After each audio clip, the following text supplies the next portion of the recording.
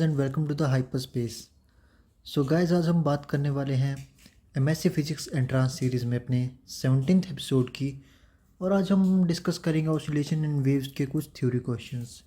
देखिए, अगर आपने अभी अभी बीएससी पास करी है और आप एमएससी के लिए जाना चाहते हो, आपके पास तैयारी के लिए ज़्यादा टाइम नहीं है, तो एक काम कर सकते हो आप। हमारी 10-10 20-20 मिनट की वीडियोस हैं, आप सारे लेक्चर्स निकाल लीजिए। और मतलब आपको जितने भी प्रीवियस क्वेश्चंस आ चुके हैं तो आप उनको पढ़ सकते हो। हमारे एच पी यू एंट्रांस की वीडियोस हैं, सी यू एच पी एंट्रांस की वीडियोस हैं। और ऑलमोस्ट जो यूनिवर्सिटीज़ होती हैं, सबका जो एंट्रांस का पैटर्न होता है वो ऑलमोस्ट सेम ही होता है। क्वेश्चंस के लेवल भी सेम ही होते हैं, तो वही क्वेश्चंस एक दूसरी यूनिवर्सिटी के एंट्रांस पेपर से वो डालते रहते हैं। तो आप कोई भी हमारी वीडियोस देख सकते हो, इसमें कोई वो नहीं है कि अगर आप एमडीयू का एंट्रांस दे रहे हो या कुरुक्षेत्र यूनिवर्सिटी का एंट्रांस दे रहे हो तो आप एचपीयू का नहीं पढ़ोगे। आप सभी वीडियोस देखिए, एक ही तरह के क्वेश्चन हर एक उसमें आते हैं। तो चलिए स्टार्ट करते हैं। तो सबसे पहले एक और चीज़ मैं बता दूं कि इस वीडियोस में कुछ क्वेश्चंस ऐसे होने वाले हैं, उनकी एक्सप्लेनेशन जो होती है वो अलग अलग बुक्स में अलग अलग है। मतलब किसी बुक में कोई और आंसर होगा, किसी और बुक में कोई और आंसर होगा। तो मैंने उनको डिटेल में उनकी एक्सप्लेनेशन पढ़ के जो मुझे अच्छी लगी वो मैं आपको यहाँ पे बता दूंगा। बाकी जैसा आपको ठीक लगे, आपकी बुक में कुछ और है और यहाँ पे कुछ और बताया गया है, तो जो आपको एक्सप्लेनेशन अच्छी लगे आप उस तरीके का आंसर याद कर सकते हो। ठीक है, तो चलिए स्टार्ट करते हैं। सबसे पहला क्वेश्चन देखिए, आ गया हमारे पास fixed ends of a vibrating string. देखिए, वाइब्रेटिंग स्ट्रिंग जो हमारा होता है वो हमारा इस तरीके का होता है। ठीक है, ये देखिए इस तरीके का ये बन गया और ये एक वाइब्रेटिंग स्ट्रिंग मैं यहाँ पे बना देता हूँ। ये देखिए इस तरीके से एक वाइब्रेटिंग स्ट्रिंग बन गया। अभी ये पूछ रहे हैं कि इसके फिक्स एंड। देखिए, अगर मान लीजिए इसी का हम दूसरा पैटर्न बना के चलते हैं कि जब ये वाइब्रेट कर रहा है तो किस तरीके से वाइब्रेट कर रहा है। ये देखिए इस तरीके से। तो इसका जो फिक्स एंड है हमारे पास, ये देखिए ये वाले फिक्स एंड है, इनके बारे में पूछ रहा है कि इनको क्या बोलते हैं। तो देखिए, जो फिक्स एंड होते हैं हमारे, उनका एम्पलीट्यूड देखिए। अभी यहाँ पे एम्पलीट्यूड क्या है, आपको जीरो एम्पलीट्यूड दिख रहा है ना। और जीरो एम्पलीट्यूड हमेशा कहाँ होता है, हमारे नोड्स पे। तो इसका आंसर हो जाएगा आपका बी, नोड्स। ठीक है, देखिए सिंपल सी बात है। और अगर आपके पास पूछेगा कि ये वाली पोजीशन क्या है, तो ये वाली पोजीशन क्या होगी आपकी, एंटी नोड्स। एंटी नोड्स, ठीक है, ये वाली पोजीशन एंटी नोड्स हो जाएगी और ये वाली पोजीशन क्या हो जाएगी, नोड्स, ये वाली। और ये वाली एंटी नोड्स। इस तरीके से ओवरटोन हो गया, जहाँ पे क्रॉस कर रहा है तो वो अलग चीज़ आएगी। वैसे कोई क्वेश्चन आता है तो हम आगे डिस्कस कर लेंगे। ठीक है, सेकंड क्वेश्चन आ गया। देखिए सेकंड क्वेश्चन क्या है, Doppler effect in sound is. देखिए डॉपलर इफेक्ट कौन सा होता है। डॉपलर इफेक्ट में क्या होता है, हमारे पास एक सोर्स होता है और एक ऑब्जर्वर होता है। तो इसमें क्या होता है कि साउंड की फ्रिक्वेंसी और जो हमारे पास वेवलेंथ होती है वो सब कुछ चेंज होता है। तो वो किस पे डिपेंड करता है कि ऑब्जर्वर सोर्स के पास, मान लीजिए सोर्स हमारे पास फिक्स है। ठीक है, सोर्स को मैं यहाँ पे फिक्स बोल रहा हूँ।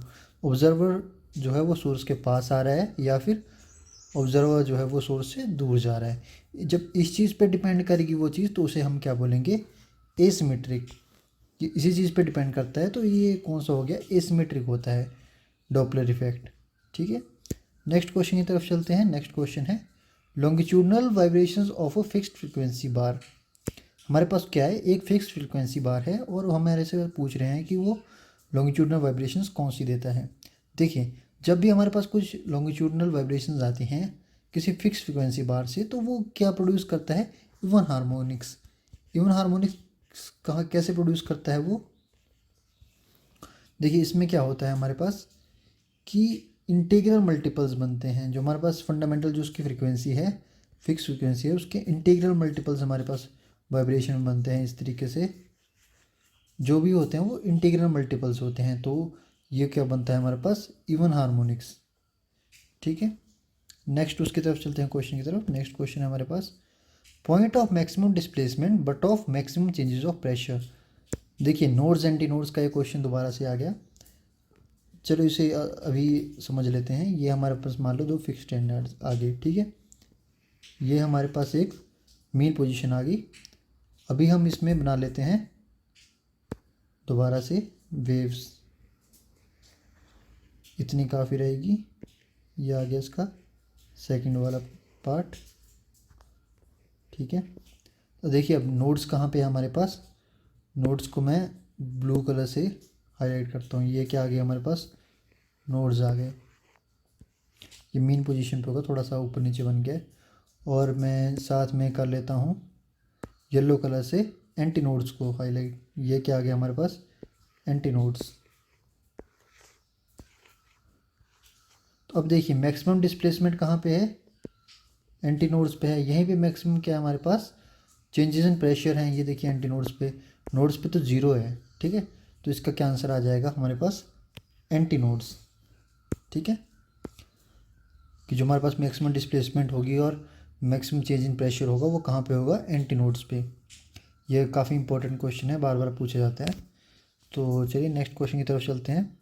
Sound waves are classified as longitudinal because. देखिए अब इसमें इसी में दो क्वेश्चन बन गए। साउंड वेव्स क्या होती है हमारे पास, पहला क्वेश्चन बन गया साउंड वेव्स क्या होती है हमारे पास, लॉन्गिट्यूडनल होती हैं, ठीक है। एक मिनट, हाँ, साउंड वेव्स क्या होती है हमारे पास, लॉन्गिट्यूडनल होती हैं। ये पहला क्वेश्चन बन गया। सेकंड पूछ रहे हैं कि इसको लॉन्गिट्यूडनल क्यों बोलते हैं। पहला आ गया दे रिक्वायर मीडियम टू पास। हाँ, ये ऑप्शन सही है कि मीडियम चाहिए होता है इनको, लेकिन उसकी वजह से क्या है, लॉन्गिट्यूडनल वेव्स नहीं बोल सकते हम इनको कि ये लॉन्गिट्यूडनल वेव्स हैं क्योंकि मीडियम में पास करती हैं। तो ये क्या आ गई, मटेरियल वेव्स आ गई उस तरीके से अगर हम बात करें। सेकंड आ गया the particle displacement take place along the direction of propagation. ये और ये ऑप्शन क्या होगी आपकी, करेक्ट होगी। क्योंकि क्या होता है, जो हमारे पास जिस तरीके से साउंड वेव चलती है तो इसमें जो पार्टिकल्स होते हैं, अभी आप सीधा सा एग्जांपल लेके चलिए कि कोई आदमी बोल रहा है तो आपको यहाँ पे सुनाई दे रहा है, तो जो हमारे पास वाइब्रेशंस आती हैं वो कैसे आती हैं उसके फेस से, इस तरीके से, मुंह से, इस तरीके से हमारे कान तक वाइब्रेशन आती हैं, ठीक है। मतलब कहाँ से, जैसे जैसे वो बोल रहा है उस तरीके से वो हवा के पार्टिकल जो वाइब्रेट करते करते करते करते साउंड हमारे कान तक आती है। तो इस वजह से हम इसको क्या बोलते हैं, लॉन्गिट्यूडनल वेव्स, ठीक है। अब बाकी दो ऑप्शन भी ठीक है लेकिन इस कॉन्टेक्स्ट में ठीक नहीं है। बाकी दो कि मतलब साउंड वेव्स के बारे में पूछे कि साउंड वेव्स के बारे में क्या क्या ठीक है, तो बाकी दो भी ठीक है कि इसमें प्रेशर वेरिएशन होती है, हाँ होती है। पार्टिकल डिस्प्लेस होता है, हाँ होता है। फिर किसी वाइब्रेशन सोर्स से आती हैं, हाँ आती हैं। पर लेकिन अगर लॉन्गिट्यूडनल वेव के स्पेसिफिक पूछें तो हमारे पास ऑप्शन बी करेक्ट हो गई। नेक्स्ट क्वेश्चन की तरफ चलते हैं। Which of the following are the examples of simple harmonic motion. देखिए सिंपल हार्मोनिक मोशन में आ रहा है, तो इसमें हमारे पास यहाँ पे सिंपल हार्मोनिक मोशन समझ रहे हो, पेंडुलम की मोशन अगर हम बात करें तो ये सिंपल हार्मोनिक होती है कि यहाँ को गया, दोबारा से यहाँ को आया, दोबारा से यहाँ को आया, दोबारा से इस तरीके को गया, तो सिंपल हार्मोनिक मोशन होती है, ठीक है। तो इसमें हमारे पास पूछ रहा है कि सिंपल हार्मोनिक मोशन में और पीरियोडिक मोशन भी होती है। एक पीरियोडिक मोशन में क्या होता है कि यही पीरियोडिक मोशन हो रही है, मतलब बार बार चेंज हो रही है। लेकिन यहाँ पे क्या होता है, हमारे पास जो डिस्प्लेसमेंट होती है वो रिस्टोरिंग फोर्स के प्रोपोर्शनल होती है, ठीक है। मतलब रिस्टोरिंग फोर्स क्या है कि जब ये इधर को जा रहा है ना, यहाँ पे पहुँचा तो रिस्टोरिंग फोर्स इस साइड को लगेगी। रिस्टोरिंग फोर्स जो इस साइड को लगेगी जब इधर को जा रहा है, ठीक है, मेन पोजीशन की तरफ को।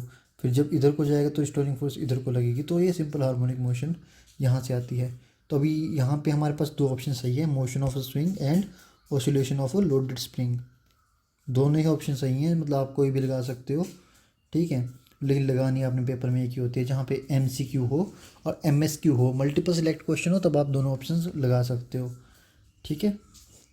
नेक्स्ट क्वेश्चन की तरफ चलते हैं। 7th क्वेश्चन है हमारा, ultrasonic waves are not used in. देखिए अल्ट्रासोनिक वेव्स आपको पता है क्या होती हैं, मतलब जिनको हम नहीं सुन सकते, वो काफ़ी हाई फ्रिक्वेंसी की होती हैं। तो वो कहाँ कहाँ यूज़ होती हैं, investigation of structure of matter, हाँ जी होती हैं। मतलब देखिए बोलते हैं ना अल्ट्रासाउंड करवाना है, अगर कोई बीमार है, किसी को स्टोन्स हैं या कुछ और प्रॉब्लम है तो अल्ट्रासाउंड वगैरह करवाते हैं, तो स्ट्रक्चर ऑफ मैटर के लिए यूज़ करते हैं, हाँ करते हैं। नेक्स्ट आगे साउंड सिग्नलिंग, इसके लिए भी यूज़ करते हैं। सी डेप्थ के लिए भी यूज़ करते हैं, सोनार टाइप्स अल्ट्रासोनिक वेव्स, ठीक है। लेकिन हमारे से क्या पूछा हुआ इन्होंने, नॉट यूज्ड इन। देखिए क्वेश्चन आपने ध्यान से पढ़ना है, not used in fire fighting.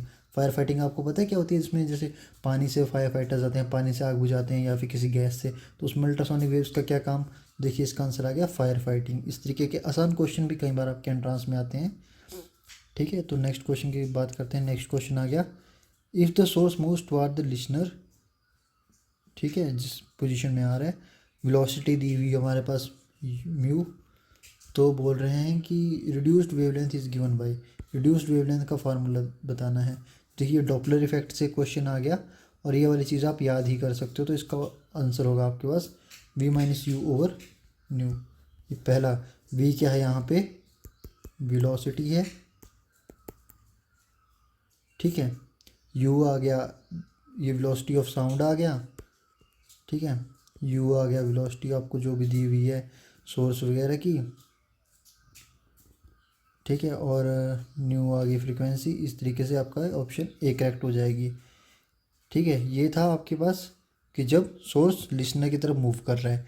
अभी अगर आप क्वेश्चन पूछें कि जो लिसनर है वो सोर्स से दूर जा रहा है, तो क्या आंसर होगा वो आपने कमेंट करके बताना है। क्वेश्चन हो गया आपका कि अभी जो क्वेश्चन था वो था source move toward a listener, ठीक है।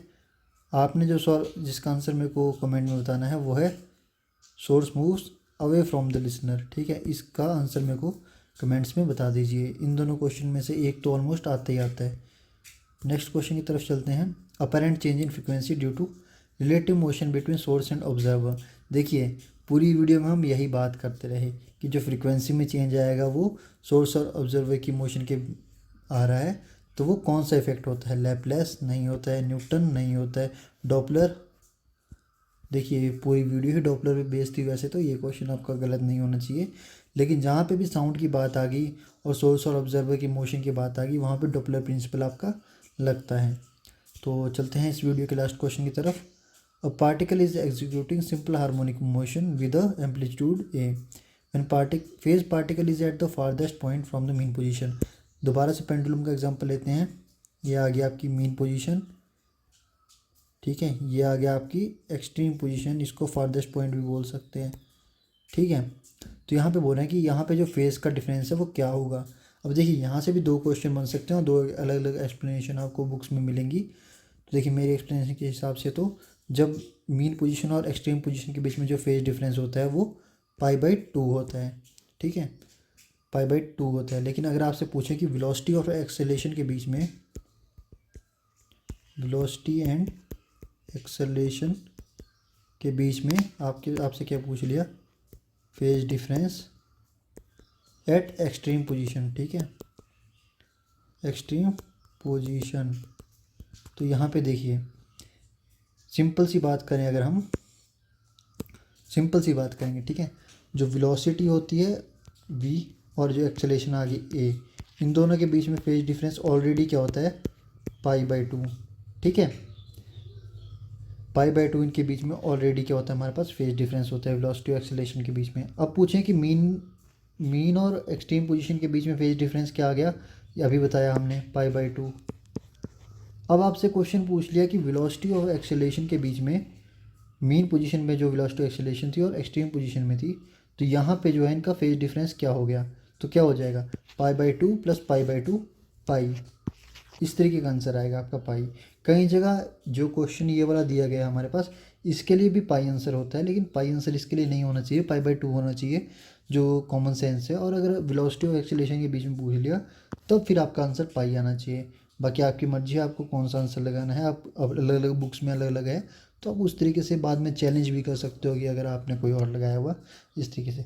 तो चलिए ठीक है, मिलेंगे अगली वीडियो में। अगली वीडियो भी शायद थोड़ा सा थ्योरी और न्यूमेरिकल के साथ रहने वाली है इसी के बारे में। और अगर आपको वीडियो अच्छी लगी तो लाइक कर दीजिए, सब्सक्राइब कर दीजिए।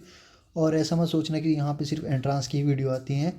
जब आप एमएससी में एंट्रांस करके एमएससी में एडमिशन लोगे तो वहाँ पे एमएससी का भी हम पढ़ाते हैं आपको।